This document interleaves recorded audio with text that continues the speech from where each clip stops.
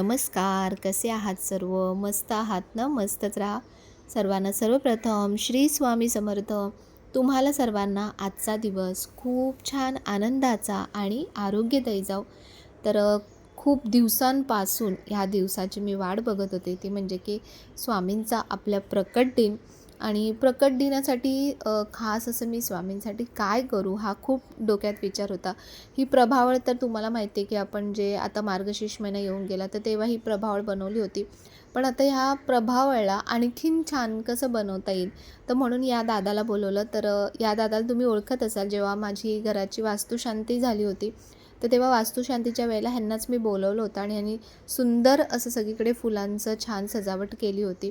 तर पुन्हा त्याला बोलवलं आणि म्हटलं मला फक्त ह्या प्रभावळला थोडंसं सजावट करून दे. कारण आपण कितीही सजवलं ना तरी अशा प्रकारे प्रोफेशनली आपल्याला तेवढं करता येत नाही. तर मग म्हणून ज्याचं काम त्यानेच केलेलं बरं. तर म्हणून त्याला बोलवलं आणि त्याने बघा किती सुंदर अगदी 10 ते 15 मिनटात त्याने हे इतकं सुंदर छान मला सजवून दिलं. तर तुम्ही कुठे जवळपास असाल आणि तुम्हाला असं पूजेच्या वेळेला किंवा कशासाठी फुलांच्या सजावटीसाठी या दादाला कॉन्टॅक्ट करायचं असेल, ह्याचं नाव राजू दादा आहे. आणि तर याचा नंबर जो आहे मी डिस्क्रिप्शन बॉक्समध्ये दिलेला आहे. तर तुम्हाला हवं असेल तर तुम्ही त्याला नक्की कॉल करा. खूप छान रिजनेबल रेटमध्ये तो व्यवस्थित सगळी छान सजावट करून देतो. तर दुसऱ्या दिवशी तो मला म्हणाला की याच्यावर थोडंसं ना ताई पाणी शिंपडा. कारण फुलं आता गरमी आहे तर लवकर खराब व्हायचे चान्सेस असतात. तर म्हणून मी अगदी हलकं थोडं थोडं वरती पाणी शिंपडलं. त्यानंतर छान स्वामींच्या अभिषेकाची तयारी केली. आज बघा काय काय केलं आहे. पंचामृताचा अभिषेक होणार आहे. त्यानंतर हे आहे चंदन आणि अष्टगंध, त्याचा अभिषेक होणार आहे. त्यानंतर हे पुढे साधं पाणी आहे आणि दूध आणि केशर, म्हणजे केशरयुक्त दूध, तर याचा अभिषेक होणार आहे.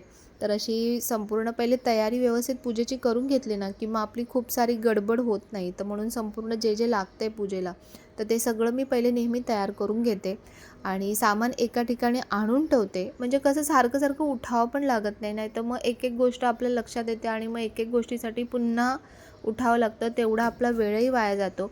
तर आता जे तूप लागणार आहे, आता मी देवीकडे आहे ना, आता चैत्र नवरात्री सुरू झाली आहे. तर मी विचार केला की देवीकडे ह्यावेळेला तुपाचाच आपण दिवा लावू. तर म्हणून देवीकडे मी सकाळ संध्याकाळ असा जो आहे ना तो तुपाचा, म्हणजे दिवसभर अखंड चालू राहतो. पण जेव्हा शांत होतो मग तेव्हा पुन्हा मी तूप घालते आणि पुन्हा दिवा प्रज्वलित करते. अशा प्रकारे तो दिवा लावला आहे. तर बघा इथे सगळं सामान मी आणून ठेवते, जे जे सगळं पूजेसाठी लागणार आहे. ह्या पूजेसाठी असं खूप काही मांडणी करायची आहे किंवा काय असं नसतं. तुम्ही अगदी साधी सोपीसुद्धा ही पूजा करू शकता. पण आपली इच्छा असते, म्हणजे मला मला आतून इच्छा वाटते की नाही, स्वामींची पूजा खूप छान अशी भव्य आणि खूप मस्त झाली पाहिजे. तर म्हणून ही सगळी तयारी असते. तर बघा हे करता करता अशाही काही गोष्टी घडतात. तर नेमकं तेव्हा मी कॅमेरा लावला होता आणि त्याच्यात ते कॅच झालं की कारण ते प्रभावळ जी आहे ती हलकी आहे आणि ह्याला जे वेट आलं आहे फुलांना स्पंजमुळे वगैरे, तर त्यामुळे ते खाली पडत होतं. तर म्हणून स्वामींनाच मनातून प्रार्थना केली की स्वामी तुम्हीच लक्ष द्या, तुम्हीच बघा. तर खरं सांगते तुम्हाला की ह्याच्यानंतर एकदाही ही प्रभावळ खाली झुकली नाही. तर असं आहे आपल्या स्वामींची जी प्रचिती आहे ना ती आपल्याला पदोपदी येत राहते. तर इथे खाली फक्त मी ते पुठ्ठा लावायचा होता, कारण तो जो खालचा चौरंग आहे ना तो असा डुगडुगतो. तर म्हणून थोडासा तिथे पुठ्ठा लावला आणि मग व्यवस्थित एकदा सेट केलं. त्यानंतर आता पूजेची तयारी मी सुरू करते. तर तयारी करता करता चला स्वामींच्या काही गोष्टी मी तुम्हाला सांगते. तर स्वामींच्या अवताराची कथा ही मोठी रंजक आहे. इसवी सन 1459मध्ये गाणगापूर येथे श्री नृसिंह सरस्वती महाराजांनी आपल्या निर्गुण पादुका स्थापन केल्या आणि ते कर्दळी वनात गुप्त झाले. तिथे त्यांनी सुमारे 300 वर्षे कठोर तपश्चर्या केली. या दीर्घ काळात त्यांच्या शरीरावर मुंग्यांनी वारूळ रचलं होतं. एके दिवशी काय झालं, उद्धव नावाच्या लाकूडतोड्याची कुऱ्हाड चुकून त्या वारुळावर पडली आणि त्यातून रक्ताची धार उडाली आणि एका तेजस्वी अजानुबाहू मूर्तीचं त्यांना दर्शन झालं. तेच आहेत आपले अक्कलकोटचे श्री स्वामी समर्थ महाराज.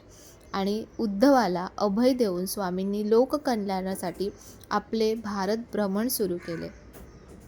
त्यानंतर स्वामींनी संपूर्ण भारताचा प्रवास केला. कलकत्त्यात महाकाली मातेचे दर्शन घेतलं. काशी, प्रयाग अशा तीर्थक्षेत्रांना भेटी दिल्या.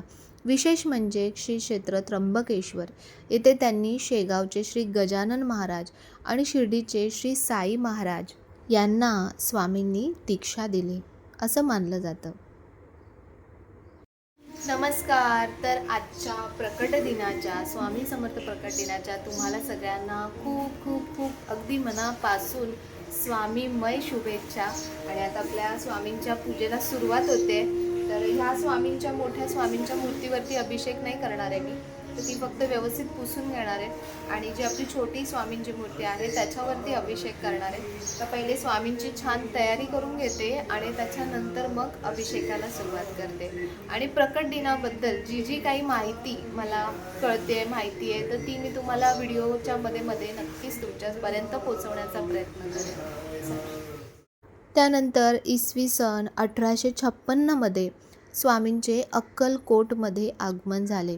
सुरुवातीला त्यांनी गावातील खंडोबा मंदिरात मुक्काम केला. अक्कलकोटमधील त्यांच्या 22 वर्षाच्या वास्तव्यात हे गाव एका महान तीर्थक्षेत्रात रूपांतरित झाले. स्वामींच्या सानिध्यात अनेक चमत्कार घडले. एका विलासी चिनी दाम्पत्याचा अहंकार स्वामींनी मोडीत काढला. आळवणी बुवांना जीवनदान. जगन्नाथपुरी येथे आजारी पडलेल्या आळवणी बुवांना स्वामींनी मृत्यूच्या दाढेतून बाहेर काढलं आणि त्यांना तृप्त केलं. नारायण सरोवराची किमया. पैसे मागणाऱ्या गुंडांना न जुमानता स्वामी थेट पाण्यावर बैठक मांडून बसले. ही किमया पाहून मुजोर महंत आणि गुंड स्वामींना शरण आले. आणि या अवतार कार्याची समाप्ती म्हणजे रविवार दिनांक 30 एप्रिल 1878 रोजी अक्कलकोट येथील वटवृक्ष समाधी मठस्थानी स्वामींनी मध्यान्हकाली आपले अवतार कार्य पूर्ण केले.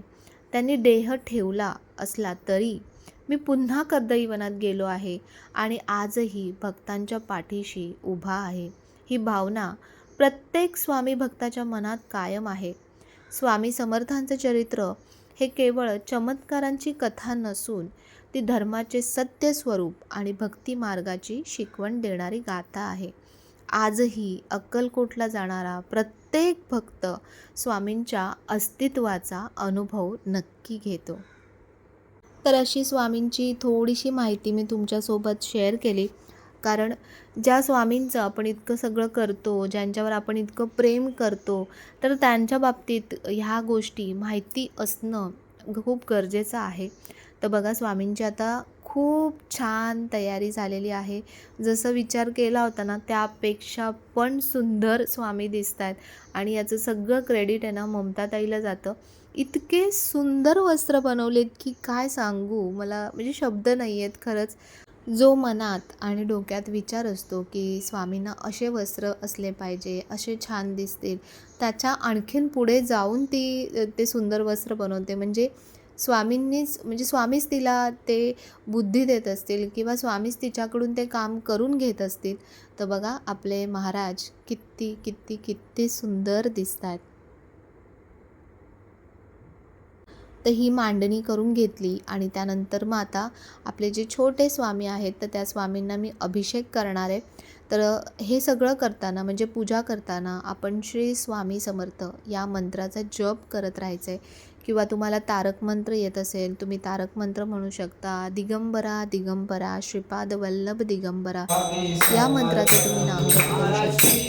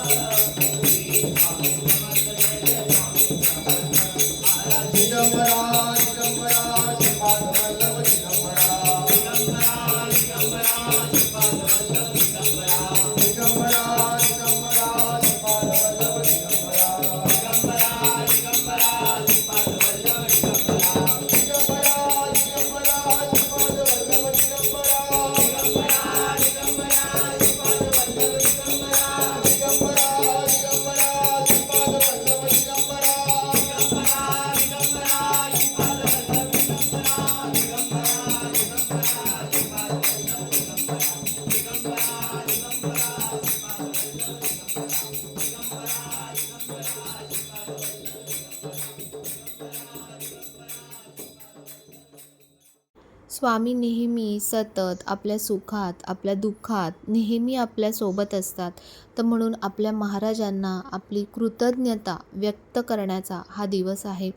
आणि एकच दिवस नाही, मी तर म्हणेन रोजच जेव्हाही आपण कुठलीही सेवा, कुठलीही पूजा जेव्हा करतो, तर त्यांच्याबद्दल कृतज्ञता भाव हा व्यक्त झालाच पाहिजे.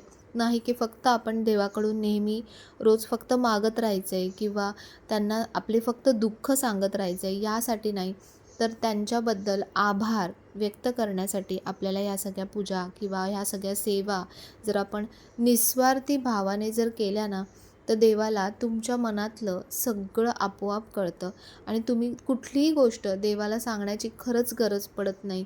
तर तुमच्या प्रत्येक गोष्टीच्या किंवा प्रत्येक तुमच्या 10 पावलं पुढे ते उभे असतात.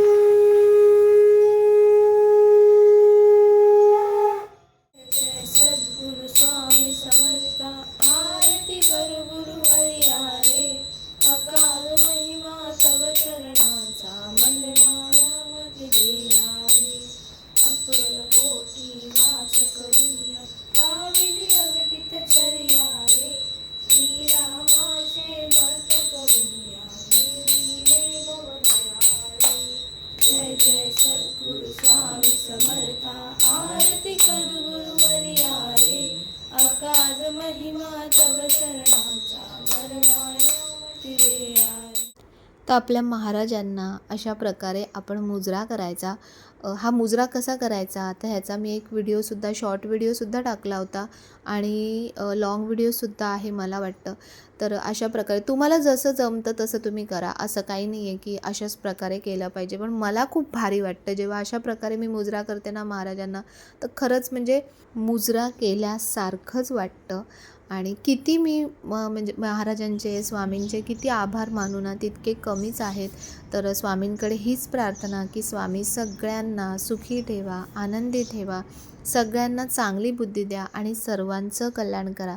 जर व्हिडिओ आवडला असेल तर व्हिडिओला नेहमीप्रमाणे लाईक, शेअर, सबस्क्राईब नक्की करा. हाईपसुद्धा नक्की करा.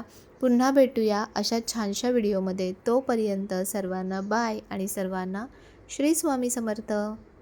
स्वामी समर्थ जय जय स्वामी